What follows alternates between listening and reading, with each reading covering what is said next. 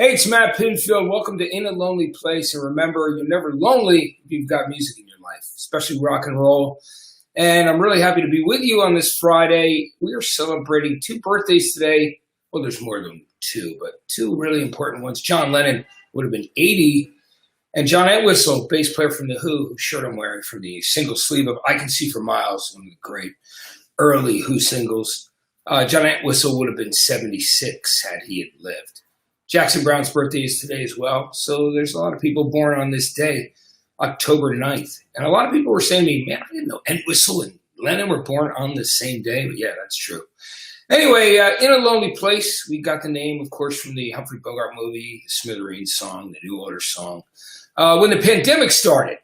And we've been doing the show ever since. And I'm very, very excited about our guest today from one of my favorite rock bands that's come out in the last 10 years. Well, I guess they came out around 2009. But regardless, love these guys. I think they really are the spirit of rock and roll, and they've done some amazing tours, amazing albums. And Feral Roots, their most recent album, was nominated for 2 Grammys and is just loved by the rock and roll community all over. And I am really happy to have the guitarist from that band, founding member, Scott Holiday, with us today. Scott, how are you, brother? How's it going, Matt?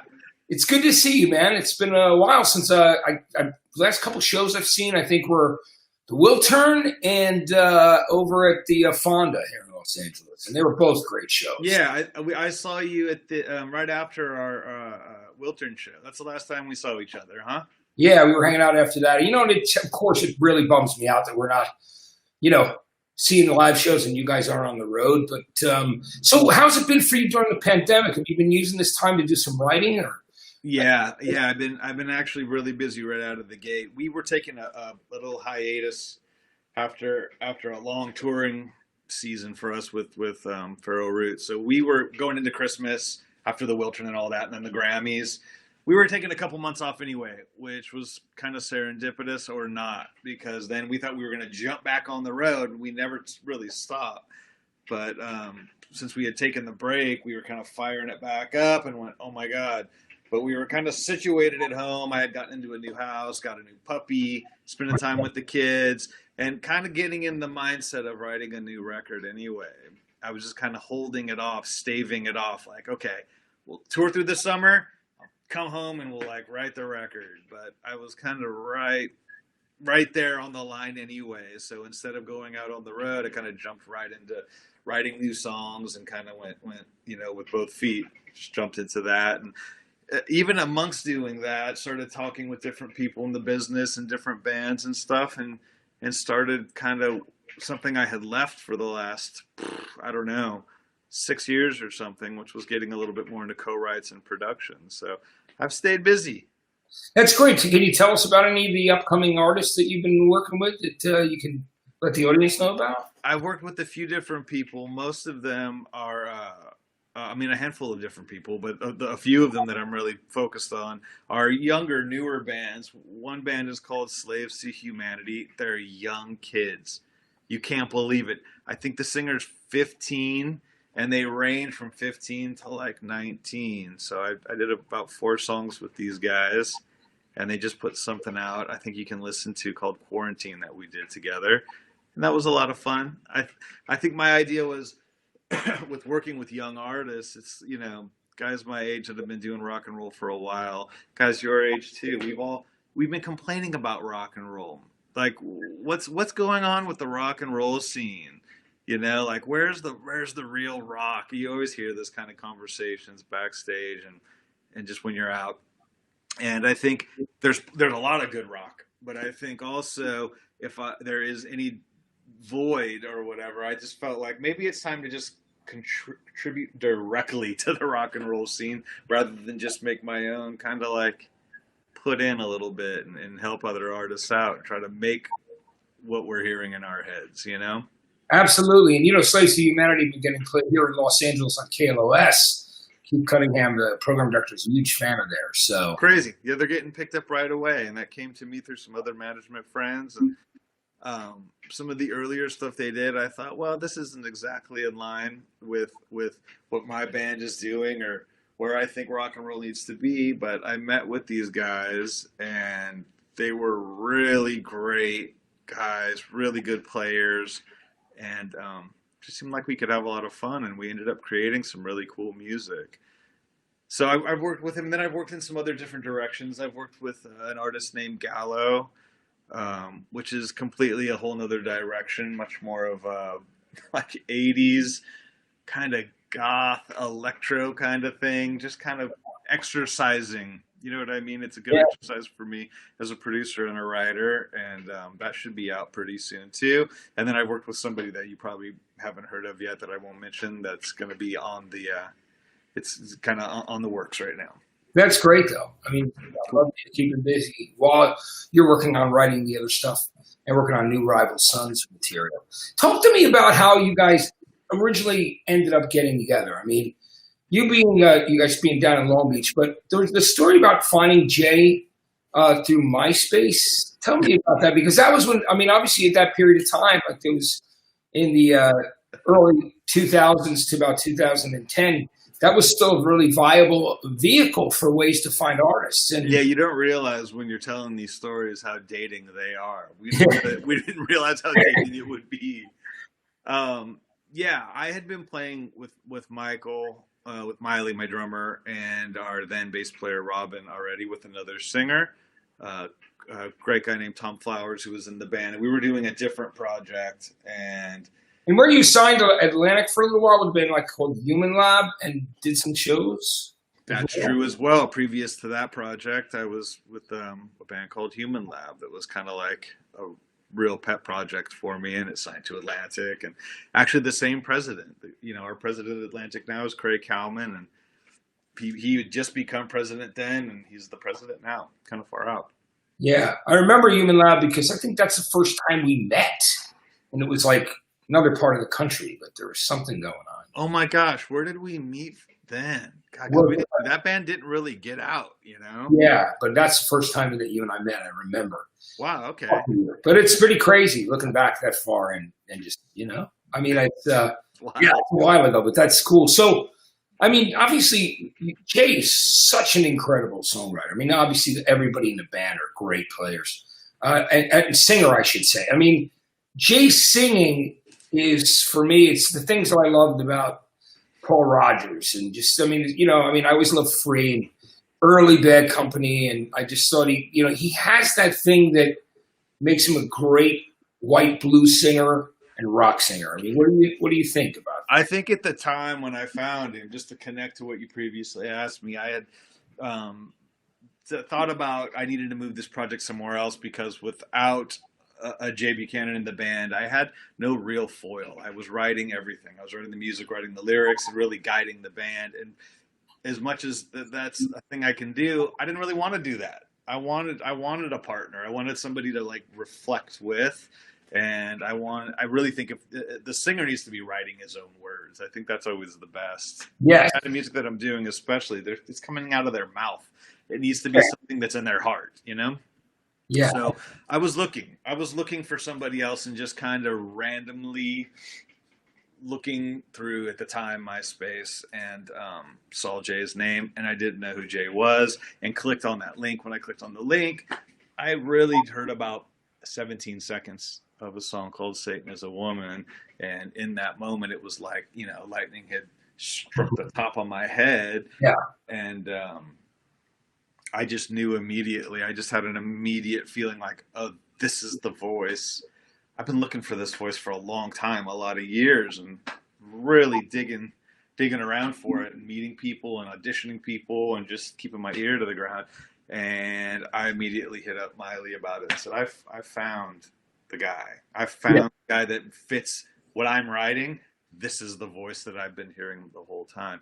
And you were mentioning all the people that he reminds you of, and that he has this perfect recipe for what you like in a rock and roll singer. Well, I'll tell you one thing that you didn't mention that was crucial to me. Yeah. And it's something that I found through auditioning people, that the guys that were too into all those bands that you mentioned and so many more, a lot of them were just having a difficult time finding their own voice and finding authenticity. because if you think of those old singers, they weren't listening to those bands that they became. So what were they listening to before? They were listening to a lot of blues and Yeah. soul and inventing blue-eyed soul and a lot of folk. And it was, the influences were coming from different places, and they were just a little bit more, it was just a little bit more colorful. I hate to say that these heroes that we're talking about in some way watered that down, but it's like that. As the influences get further down the line, you almost have to go back. You have to go back to these early, the Kings, these early creators. And one thing for me about Jay was that that's what he seemed like he was. He wasn't a Robert Plant guy or a Paul Rogers guy or that wasn't his thing, man. He was like blues guys, right? Like he loved a lot of the blues stuff, didn't he? We talked about a lot of old blues, and soul, we talked about a lot of like folk, and he was really into Appalachian music and all these different styles, or Eastern style singing, and all these different ethnic and interesting types of music. And for me, that was the validating, authenticating moment for me when we really talked. Like, yes, exactly. I'm not looking for a guy that wants to be Daltrey. I'm not looking for a guy that wants to be John Lennon or Robert Plant or any of or Paul Rogers. Well, because they've already been there, right? I mean, you can't be those guys. When I say something like, "Oh, it reminds me," of the soul of it more than anything else. He doesn't sound like. Oh no, I thought exactly what you thought. Trust me. Yeah, the first time I heard "Saying This Woman," I thought, holy shit, this guy sounds like the young Paul Rogers, like fire and water, but not bullshitting with it. That sounds authentic. Yes, and that's authenticity is the difference between other bands we know, not to name any names, but you know what I'm talking about, other bands that are going directly to sound exactly like something. And it's in a way, that's what we all do. It just so happens for him, he was pulling from a lot older. A lot of the same guys that the guys that we were naming were after. He jumped backwards. Yeah, and that's what we all do. We're all like gonna sound like somebody. That's like what's fun, and it's what I even tell young artists and musicians. Like, everyone's afraid they have to sound like themselves right out of the gate. Well, how do you even do that? There's no way to do that. So what you got to do is sound like your heroes. Do your hero. Do all of it. But don't just do one hero. You got to pick 5 guys at the beginning, or pick 3 guys, and then, expand from there and kind of start pulling them in. And that's what's going to make you yourself. And before you know it, you'll be 3 years into it and going, yeah, well, I'm pulling from Jimmy Page, but I'm also hearing this little section and playing a little Django lick. And I'm also going to pull from up here. And man, I really love what Johnny Greenwood is doing, which has nothing to do with either two of these guys. And when you start doing this and pulling it from all these different directions, all of a sudden what comes out of that is very much new and different. Yeah, which is great. And all of a sudden you have your own little style. So it's all starting with emulation. I mean, Scott, did it blow you away? I mean, almost from the get-go, people reacted to the band. I mean, with the first album, with Before the Fire. And then on the second album, Pressure and Time, right? I mean... Well, technically the EP was second. Well, yeah. Okay, right. But which is a much more marking record, because the first record, Jay wasn't in the band. He actually just re-recorded those songs. Right. And which is bizarre, and I had to really coax him into it because he's a writer. No way does he want to go sing an album full of songs that I wrote, but he did it, and it worked. So that EP really marks where we wrote together, and it's kind of much more of a rival sons sound, Yeah.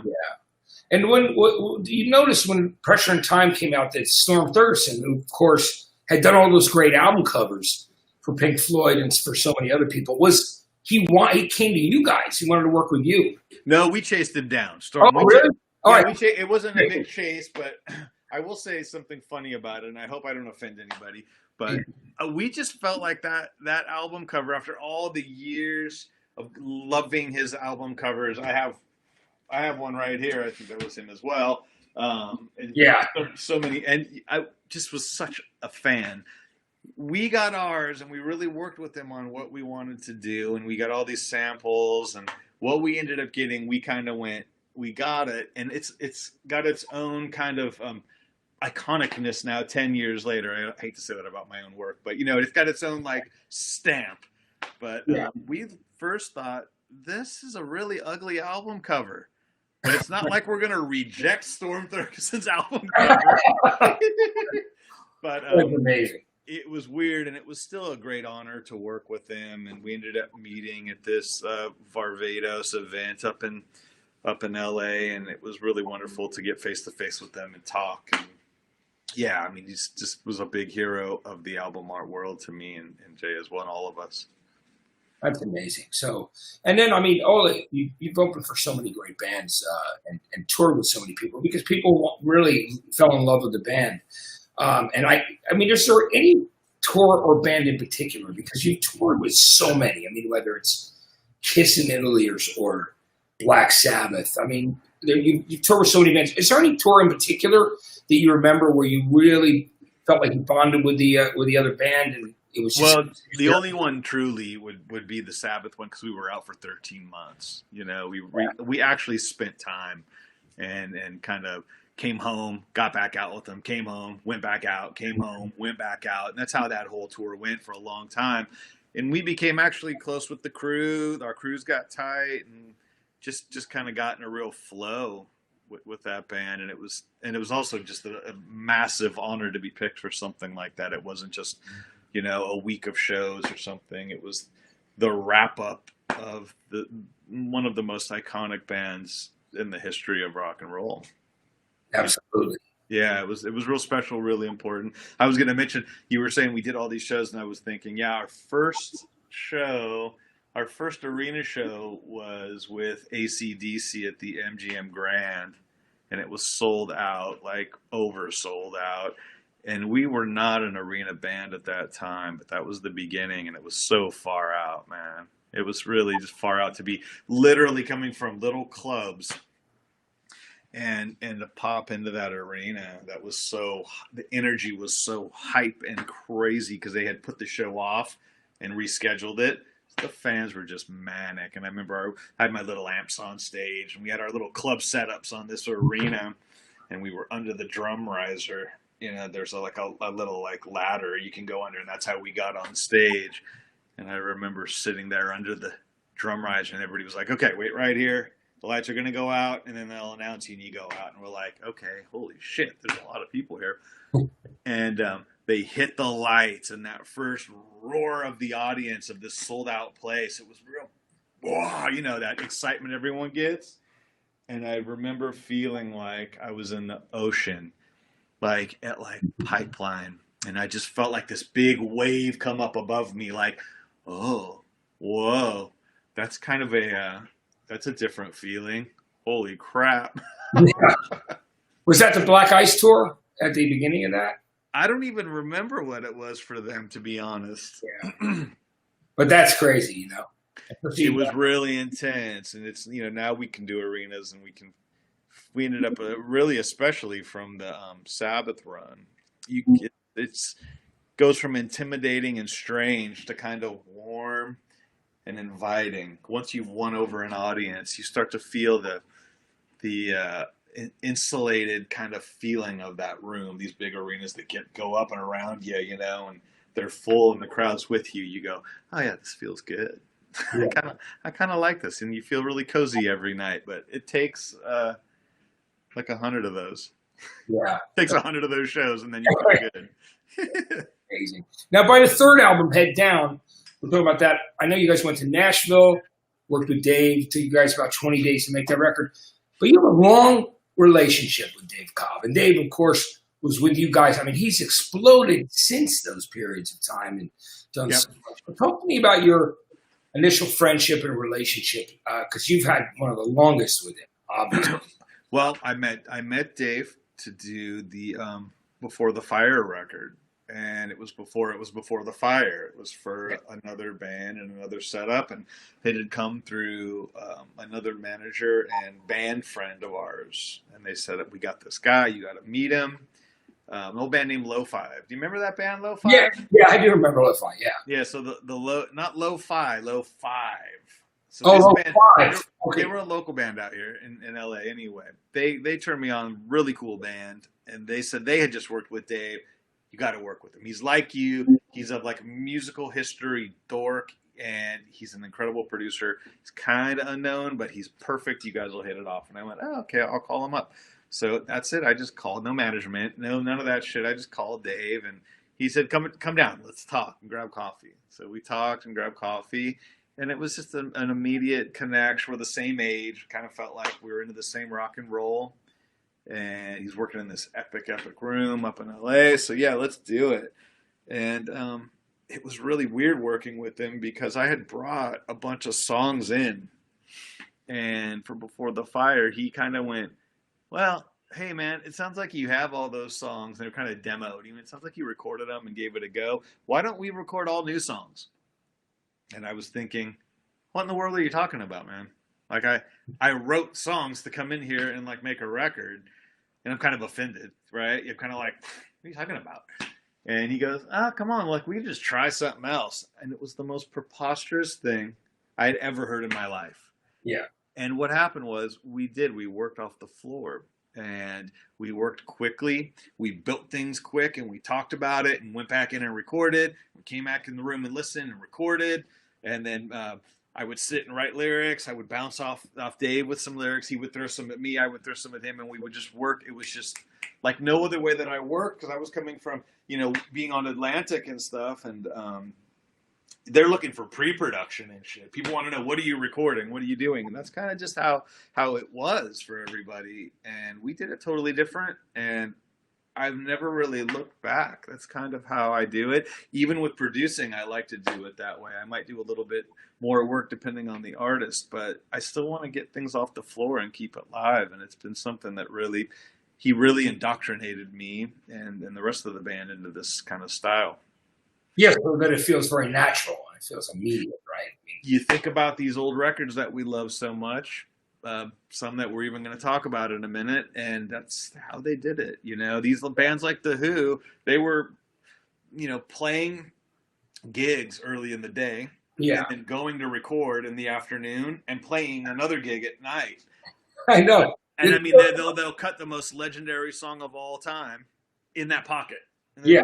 Do 5 songs, in an hour, and they're gone. It's amazing. Yeah.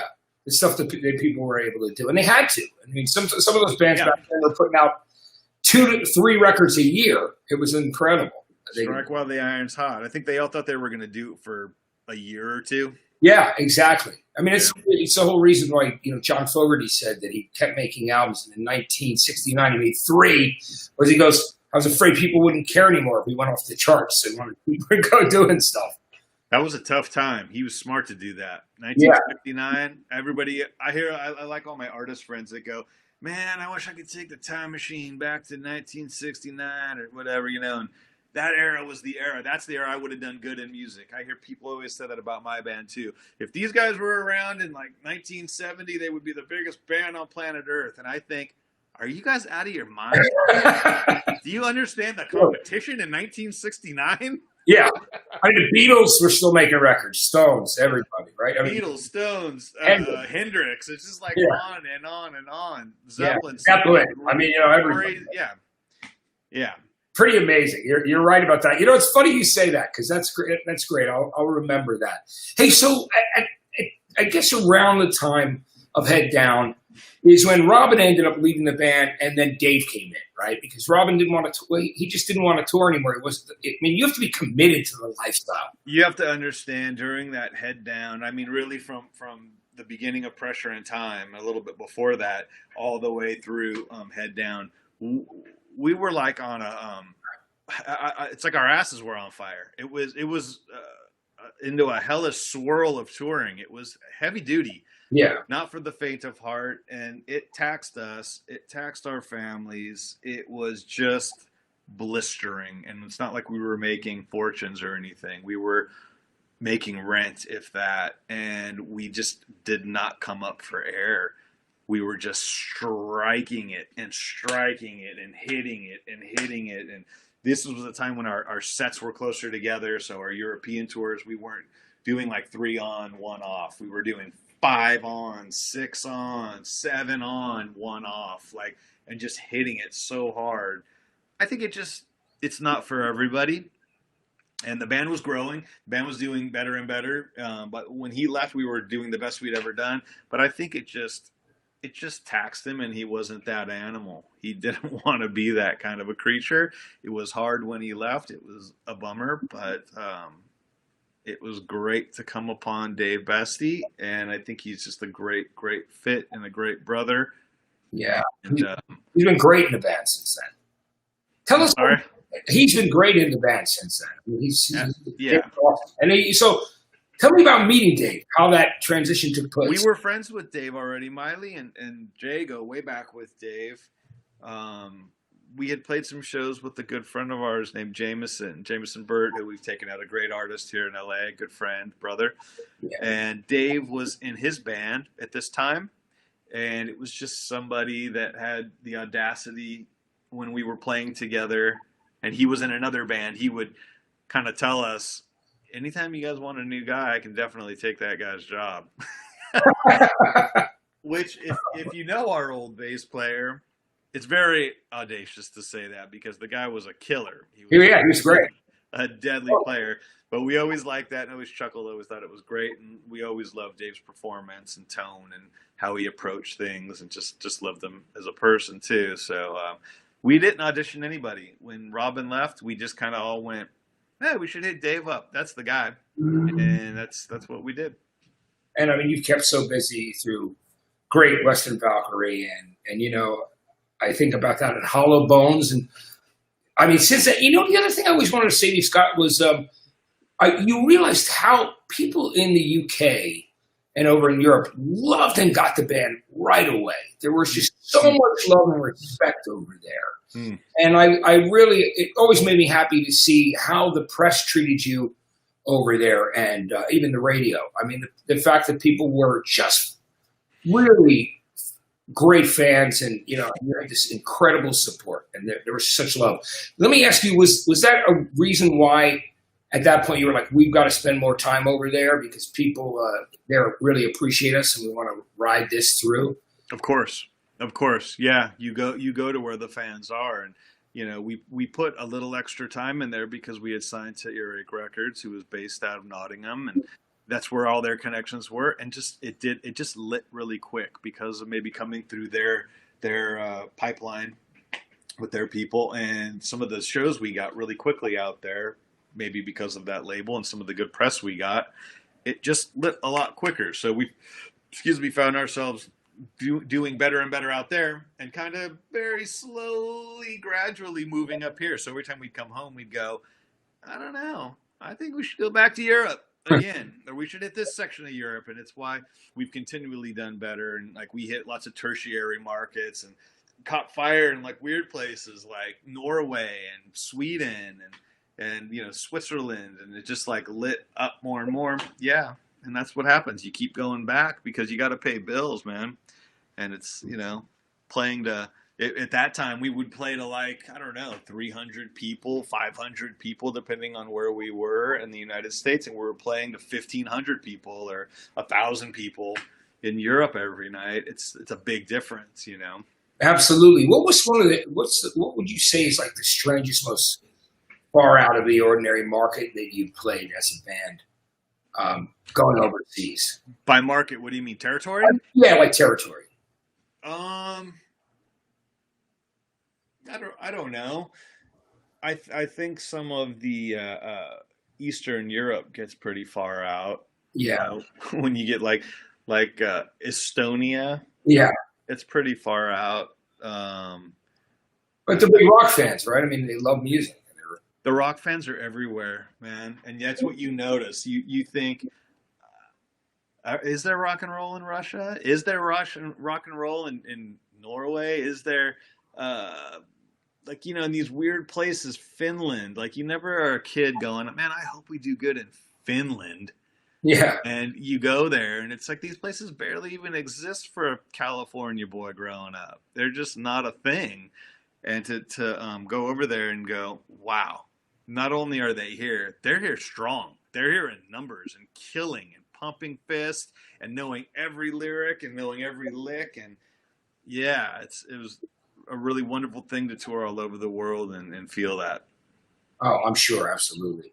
Yeah. Let's talk about Dave and him getting that record, doing his record deal with Low Country Sound, and of course, bringing you guys along and wanting to work with you there.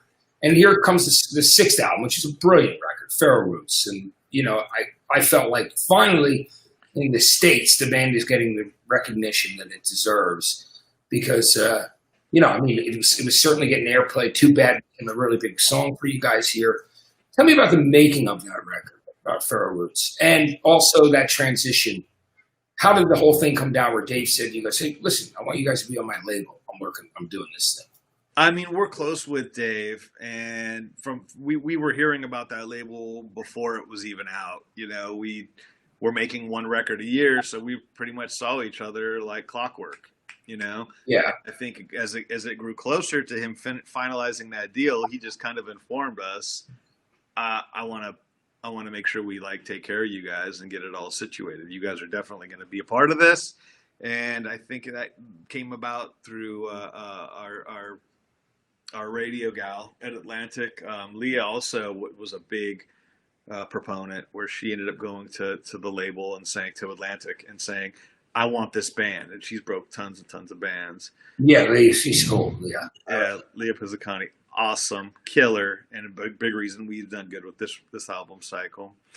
But I think, and that was all at the same moment. Like, she had hit up Pete, and Dave's deal was with Warner through Elektra, and he hadn't done anything with Atlantic yet. But it all kind of just descended at the same moment. And I don't know how the inner workings exactly worked, but the way it came back to me was very serendipitous, and it just went boop. Dave was like, I've been waiting to get you guys here, and it came from Atlantic instead of Elektra for me, and here we go. And it just kind of lined up really smooth, dovetail joint.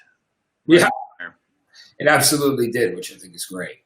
So when you guys got the news that you were nominated for those 2 Grammys, I mean, I'd already won awards, especially a lot of them overseas. Best new band to watch, breakthrough band. I mean, there were so many, best touring band. There were just a ton of different accolades in the overseas and in Europe and in the UK, which was great. But it was really nice to see you guys nominated. That made me extremely happy as a fan of the band. How was that for you guys? Incredible.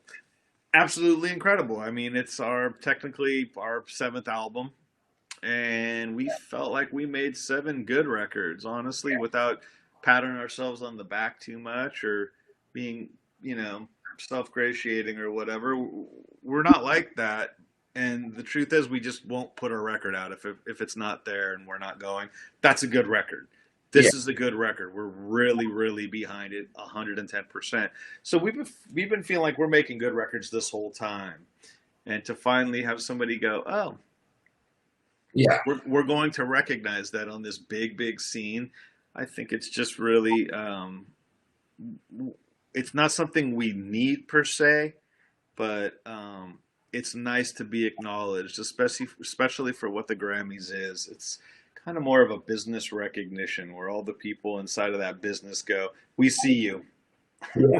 We see you. So it's like, oh, cool. Do you see us? Because we've been here for a minute. We're ready. We're making good records. So thanks for acknowledging. Yeah. And it was a really warm, humbling, great feeling when we got the news. We were actually on tour. We were in Copenhagen, I think. We were in Denmark. And it was morning for us when they released it, and it was our morning. We were getting to our hotel.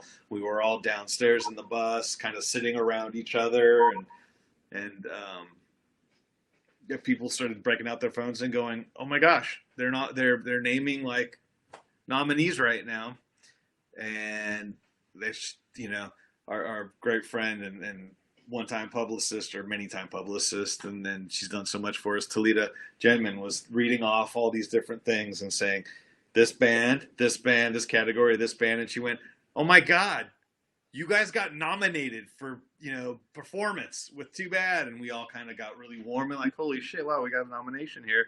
And then she was reading, we all celebrated, and the whole crew got excited, and then we're just kind of taking it all in and very happy in that moment. And then she goes, holy shit, you just got another nomination for Rock Album of the Year. And we were like, holy shit, that's a really big one for us. And so it was just really nice to be recognized, and we're really happy. It would have been great to take him home, but it's very political, and there was great artists in the category, so it's all good, man. Yeah, I just thought it was great, though, that you finally got that recognition from them, as you should. Let's talk about your favorite albums. One of the things we do on the show is we ask people to pick 7 albums, and we know that's not easy. I mean, when I wrote my book, I picked. They would only let me pick 50 for each decade. Can you imagine? I'm looking going in the 70s alone. You know what I mean? Yeah, I was talking about this to my girlfriend. If you boiled any artist, could boil down their artistry and their influences down to 6 or 7, albums or books or anything, it'd just be pretty shallow. So it's a difficult thing, but yeah. I've given you some records, and they were the records that came to my head immediately when it came to me through management. Before we had this conversation, they said, you're going to need to know these records. And I went, oh, I'm not going to give it any thought, because I know which records influenced me. And I kind of went to my childhood self.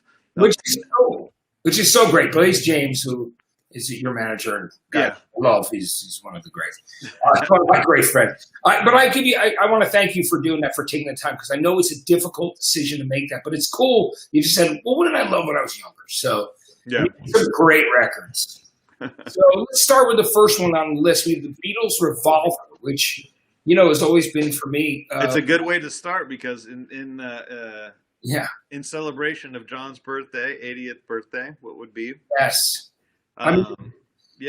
Revolver. I think like anybody that's a real Beatles fan, I'm sure for you too, you could pick any Beatles record. Yes. I could tell you why any of their records, you can choose any and tell you why it's the best one. Put it that way. Yeah. I'm nerdy like that. This one particularly, though, the Revolver record is something I kind of grew up on. It was one of the first ones. I didn't have all of them, like growing up. I heard all of them because of my parents and aunties and uncles and stuff. But I had on cassette, or earlier on, when we were kids, you had little mini record players. Yes. I had a few records, and I had a Revolver. And my first cassettes were Revolver was one of them, and I had just a few early cassettes. But this was an important record for me, because it just felt, it was something that could relate to a 8-year-old as much as it could relate to an 80-year-old. When I listened to this record recently, I was listening to it like that and going, God, when you think about even Taxman, but Good Day Sunshine, and Your Bird Can Sing, Dr. Robert, these are songs like a young child can hear. And they're fun. They're kind of nursery rhymey, Yeah. Got Sticky Into My Life, another one like that, right? Where it's completely. And this is also a good record, because it's the beginning of the Beatles becoming psychedelic, which is so important in their career. It's also a turning point for them recording-wise. If you listen to their records, I think about Rubber Soul, it starts to sound different. They're with Jeff Emmerich now.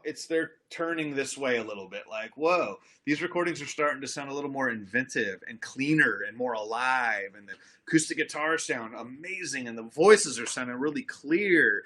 And they're starting to get really experimental as a group. They're trying new things. They're using loops. They're speeding things up, slowing it down, using lots of different instrumentation. We have like Eleanor Rigby with this huge, beautiful arrangement.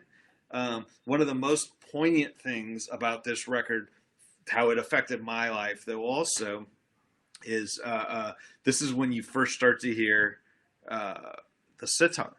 You start to hear Eastern music influence in the Beatles, and it's like the first time I'm ever hearing this as a kid, and it's significant to me personally, because I went on to become a Vaishnav and study Eastern religion and practice, and that's kind of a mark for me. Like, when I trace it back, I think, oh yeah, the Beatles, they had that sound, that Eastern sound, and maybe kind of follow it and understand it a little bit more, like where it came from.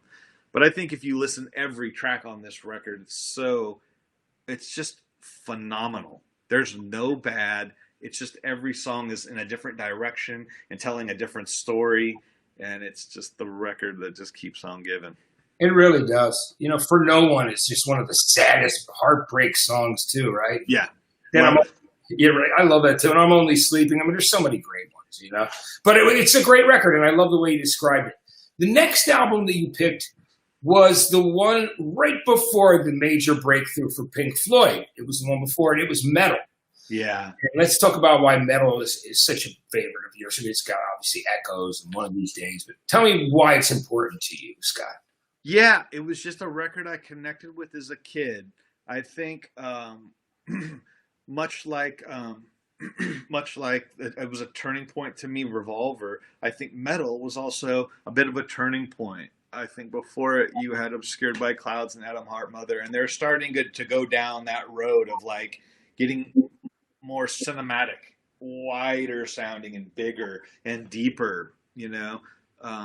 I love Obscured by Clouds, by the way. I think that one, it was almost that one. Yeah. It was this one because I feel like they're just perfecting it more and more. And by the time they get to this one, from the onset of One of These Days, right when it comes on, it's just frightening and big and darker. Like Atom Heart Mother, if you listen to that record and you're home alone and like you're doing your chores and hanging out or cooking, that record scared the shit out of you.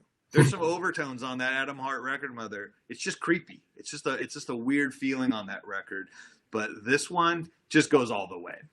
It goes all the way. Where Atom Heart Mother was just kind of creepy, to me, Metal, One of These Days, it bludgeons you over the head with this like funny voice, gonna cut you into tiny little pieces. Boom. And just like it's a real bomb that goes off. And I also like that it's a real warm record. It sounds really warm, and some of these other songs are really warm sounding on it. And with like Saint-Tropez, they're kind of like they show a lighter side that almost reflects a little bit of that like Syd Barrett kind of zone to me on this record still. And I like that that's in there because I'm a big fan of Piper and some of that earlier stuff too. But the real thing that sunk it for me it was just Echoes. I would have picked this record if there was just different songs on it because of that song, and it was that was the track for me that just like it blew my mind. It blew my mind. I think it's as good as anything on Dark Side, and still when I listen to it, I still get chills. I'm getting chills talking about it. Yeah. It's just such a huge, wide, big, important track to me. And I reflect and reference this track constantly when I'm making something cinematic and large and like an epic. I always think, oh yeah, Echoes. It's just so the guitar work and it's so crazy. The harmony vocals, that it just has it all for me. It's great. Now you picked Led Zeppelin for them fifth studio album, the double Physical Graffiti. Now, I'm sure you probably walked down St. Mark's Place and stood in front of that building, 95 and 98. Yeah, I have that record right here for you guys. Yeah, here it is. Here it is. And what a great cover. Speaking of Storm, right? I mean, that is cool. This is one of the coolest album covers ever, right? Yeah. Yeah, with the thing that you can pop out and like put the words in or the different pictures. Super fun. This record to me, I think it's just one of the greatest doubles of all time. I think it marks to me one of the truly deserved double albums. The great real, like White Album would be one of them, but Physical Graffiti is one of them, and I think every song is good.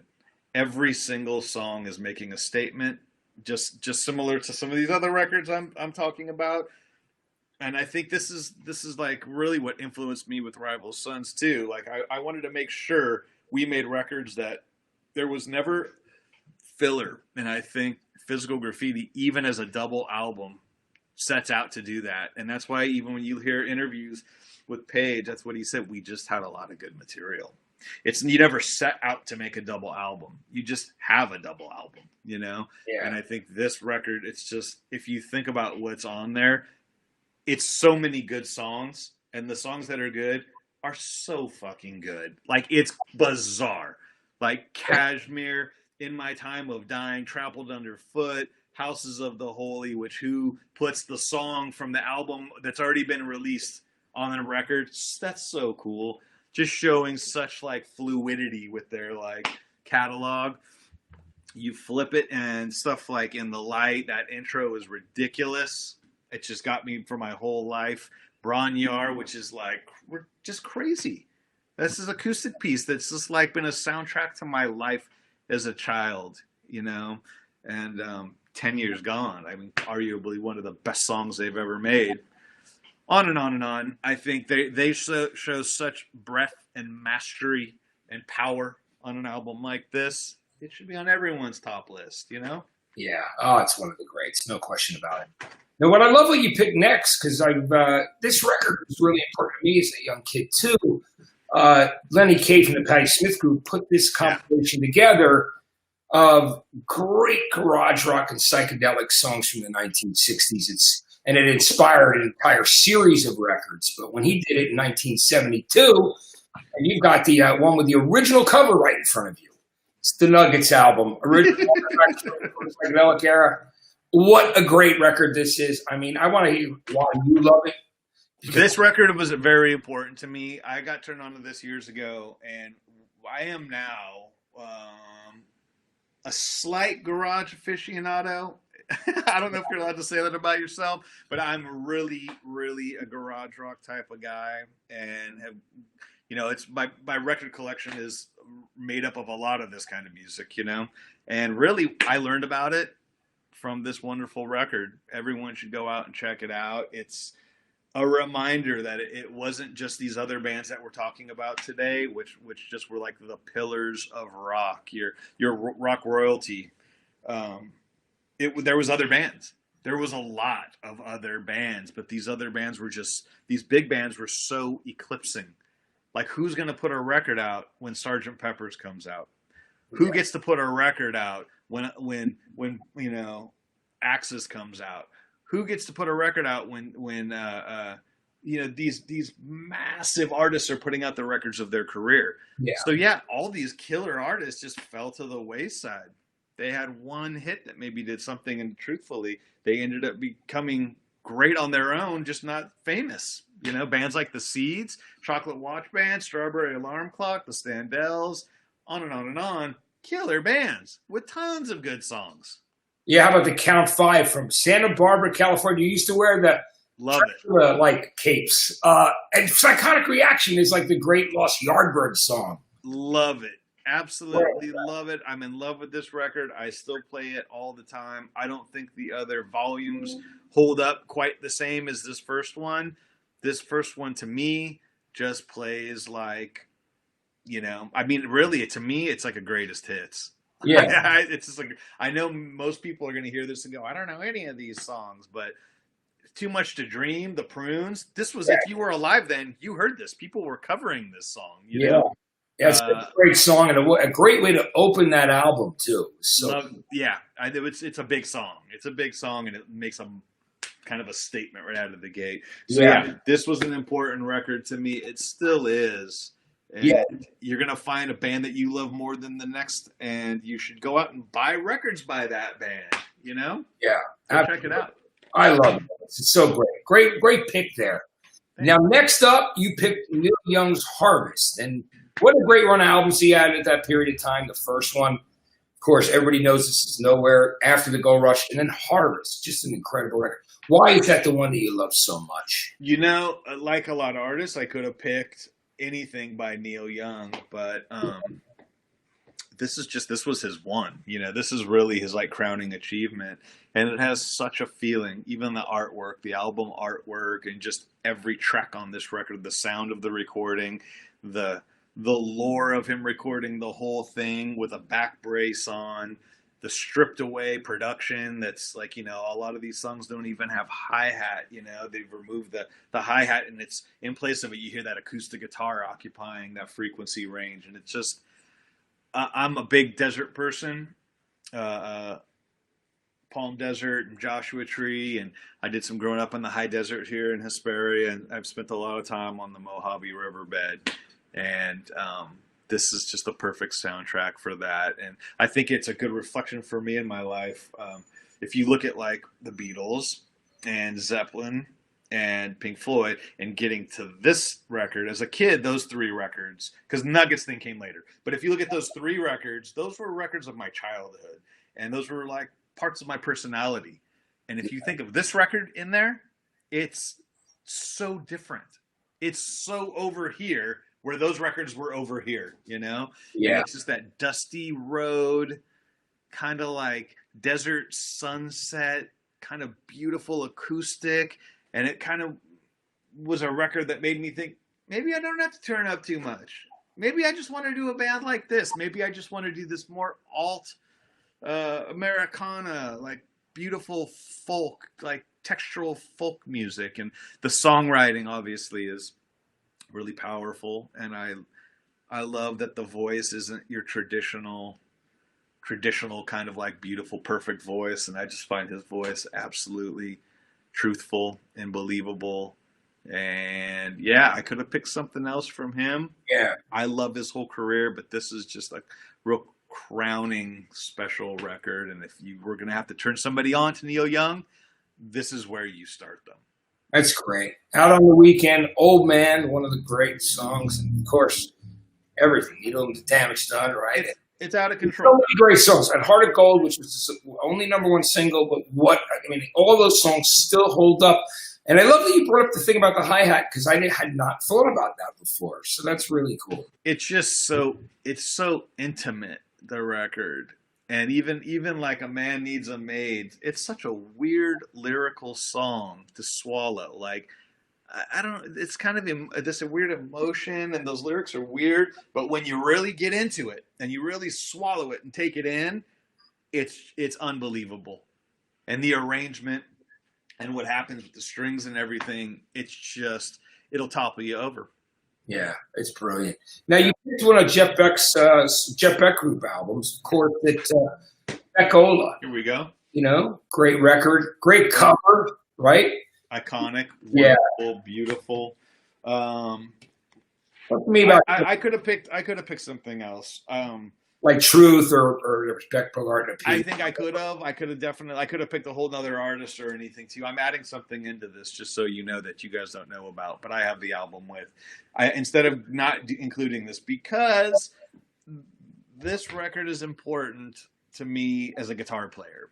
Yeah. It's one of the most connected I've felt to a guitar player ever. Like for hearing a record for the first time. Like hearing it, and it's not that I think I play like Jeff Beck. It's just how he's phrasing, how he's attacking it, what he's saying, and how he's saying it with what tone. I felt like I was sitting next to a friend. I felt like a kinship with him that I just like. I get that. That is like how I understand the guitar. It's how I like it the best. Yeah. And I like that aggression, the way he attacks his notes, and I just think he is, like many guitar players believe this, he does it better than people. He just touches the guitar better. It just sounds cooler. It's not too flashy, really. It's just how he does it. Just bends a couple little notes, and the way, that slappy fuzz tone, it's very, very influential, and something that I think it's just the way the electric guitar is supposed to be played and how it sounds. And if you go through our catalog, you will hear at least 50 times where you'll go, yeah, Beck Ola or Truth. He's got a little bit of that Jeff Beck sauce on here. That's what he's aiming at. Tonally, if it's not with my hand, God bless it. It's at least tonally, I'm in that zone with it, And it's a fun record too. It's the young Rod Stewart. Come on. Yeah, he sounds great on those records. I think it's practically the invention of a new kind of singer. Rod Stewart is, certainly one of the greatest ever to live, and his amount of showmanship and kind of his swagger was a new thing. And I think more than on Truth, on Beck Ola, we really see it start to catch fire, and you can see him spinning the mic from the record player. You can just hear it. His cool Rod Stewart moves. Yeah, it's like he came of age on that record, and it got more comfortable. than on Truth. But both, they're still both great, right? And you were talking about Jeff Beck, and I always think about a guy who can make a guitar sound like a sitar on "Heart Full of Soul," the Yardbirds thing. Just like how so I amazing. think that was actually that's Jimmy Page. I think, isn't it? Is that No, Heart Full of Soul? no, that's Jeff Beck on that. Is that back on that? Yeah, on "Heart Full of Soul." Yeah, That's he right. that one. And it's just, I love it. Yeah, because that was the thing that always blew me away about that. And I'm like, it sounds like a sitar, but he's doing it on a guitar. The Yardbirds have some weird politics that happened for a minute. You know what it was Heart Full of Soul was the first single Jeff Beck was on, wasn't it? Yeah, yeah. That's right. That's what it is. Yeah. My brain is scrambled because Page got that gig. Yeah. And recommended his buddy Jeff Beck. Yeah. But he wasn't on it. He recommended it. That's right. Yeah. That was great. It's so good, though, but I love you picked that. Now, the last album you picked so far is, unless you have another surprise for us, is Radiohead's OK Computer, their third album. Tell me why you love that one, Scott. I think I was looking at this list and thinking, wow, this sounds like a bunch of stuff from the 60s, and that doesn't really encompass stuff that has been influential on me. So I was having a hard time deciding in a quick moment what was more influential. Was it I love their whole early career was really, really big, from Pablo Honey to Kid A were like big records for me.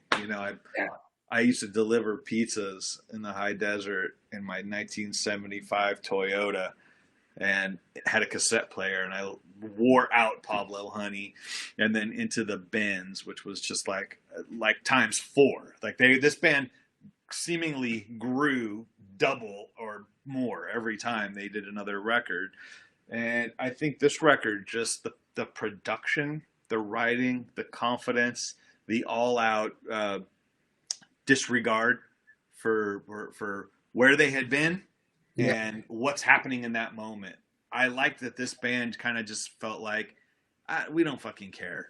We know what we're doing. We do what we do really good. We know better than you. So just listen or don't listen. We don't care.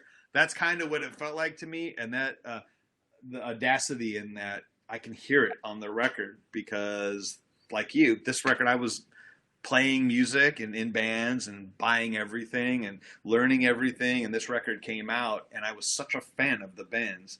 And this record sounds almost nothing like the Bends. And yeah. I thought, holy shit, this is a whole different soundscape. Like, that overcompressed, when that big guitar starts out, and the super compressed drums. I just thought, I don't even know what this sounds like. This is so incredible, man. And the whole record just holds you like that. And it seems to echo a modern Pink Floyd in its soundscape and cinematic. And it just, it's such a complete package. Even the cover, it feels like Minority Report meets Dark Side of the Moon. And I'm just like, it's really incredible, all the way through. That is a great description. I love that's really. I love that.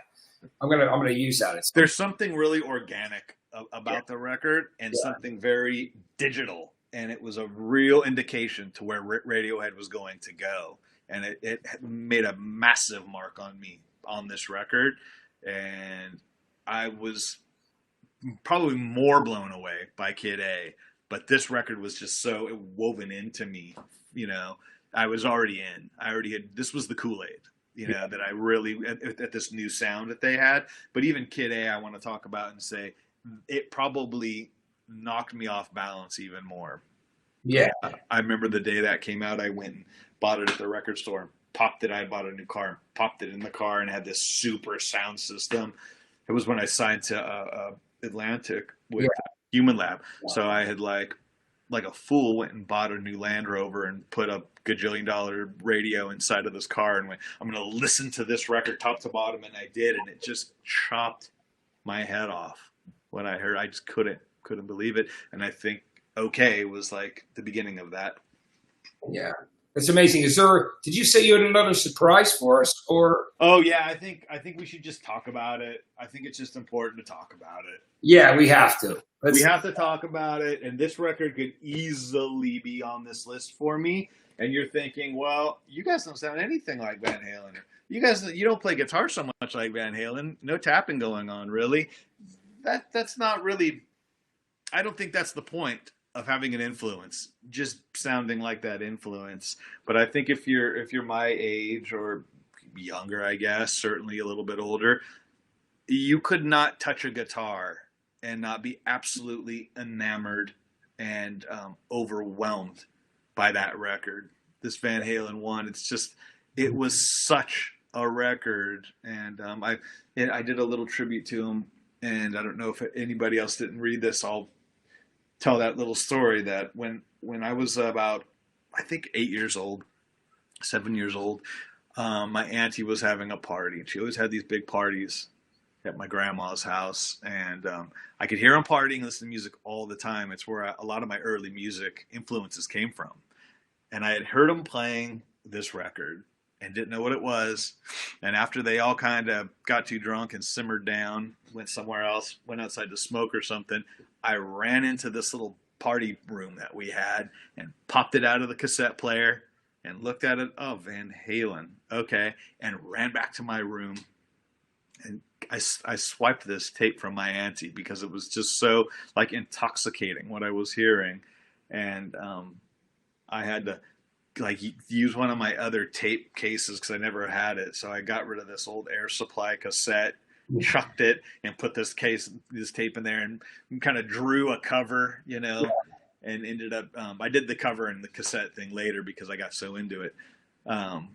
But I remember listening to this record at that age and thinking like, oh my gosh, and just feeling free, just feeling like excited, and feeling like just really overjoyed, like what is it? How is he doing it? Is that even a guitar? And then later playing the guitar, it was a real marked record of like having to learn Eruption, having to learn all the songs on this record, and really all the songwriting, the tone, the way they recorded with Ted Templeman is exactly what we're talking about. How we did with Dave Cobb, like off the floor. Except they had the songs. It was already like ingrained in them, But you have that live off the cuff feeling, and it's just the record. It felt like an epiphany, and I think a lot of people share that. Absolutely. It's that first record is phenomenal. It's a great record, and it was a sad loss. Certainly, 65 is young, and he left us with some amazing music. And that record in particular has always been my favorite, just because it's just when it came out, it was an explosion. There's no question about it.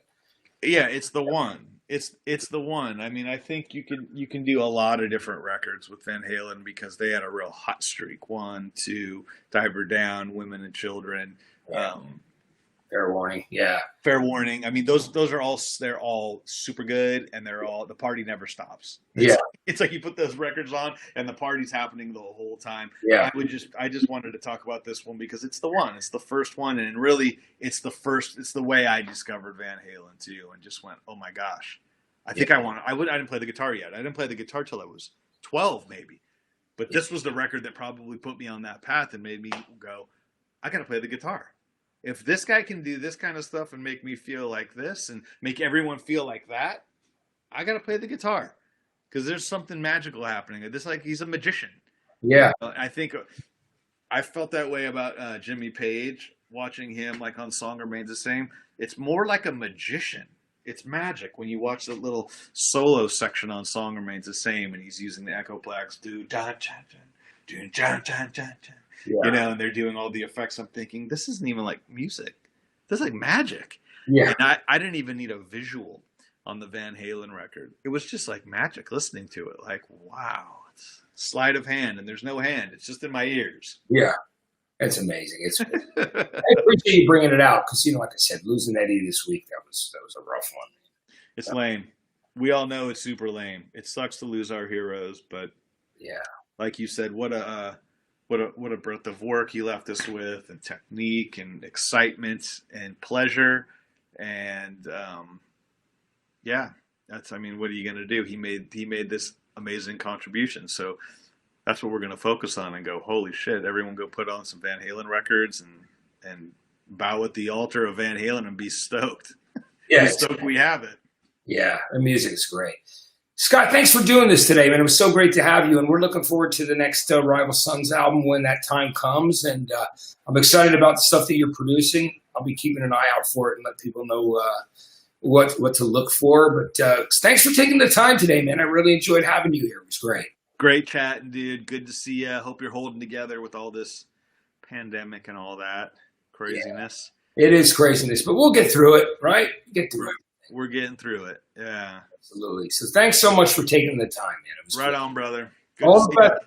Great to see you, man. All the best to you and your family and everything, and that puppy as well. you. Right on, bud. See you, man. Great talking music with you. That was fantastic. Scott Holiday right there. So great, man. Love his passion for music and all those records and just stories. A lot of fun today. Rival Sons right there. Of course, the most recent album is Feral Roots. If you don't own it, you should. If you like to buy tangible things that you can hold. And if not, definitely, however you enjoy music. I could say the word consume because people say that, but however you consume or enjoy music, however you take it in, your passion, make sure you check out Rival Sons and their whole back catalog. I want to thank Scott Holiday and everybody else, Blaze James and management over there, and of course, everybody here, Chris Trevero, Laura Diaz, Steve, Alyssa, Carrie Brown, everybody here at Rolling Live Studios. It was a great day. I'm Matt Pinfield. Have yourself a great week. Thanks so much for joining me. And remember, as I always say, you're never in a lonely place as long as you've got music in your life. It's the thing that always gets us through. And it's gotten me through so much, and I'm still here. I'm not going anywhere. So thanks for joining me, and I'll see you again next week.